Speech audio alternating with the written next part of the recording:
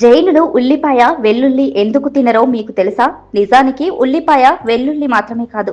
వాళ్ళు carrot, beetroot, బంగాళదుంపలు అలాగే ముల్లంగిని కూడా తినరు.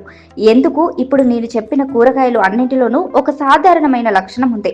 అదేంటంటే ఇవన్నీ వేరు కూరగాయలు. ఇంకా అర్థమయ్యేటట్టు చెప్పాలంటే ఇవన్నీ నేల కింద పండే కూరగాయలు. జైను మతం నమ్మే మహావాక్యం అహింస పరమో ధర్మ. అంటే ఏ జీవినైనా హింసించడం కానీ, చంపడం కానీ, అలాగే అబ్యూస్ చేయడం కానీ చేయకూడదు. వాళ్ళు అహింసను గొప్ప నైతిక ధర్మంగా భావిస్తారు. ఇదంతా బానే ఉంది కానీ అహింసకి కూరగాయలు తినడానికి సంబంధం ఏంటి అనుకుంటున్నారా? ఆ విషయానికి వస్తున్నాను.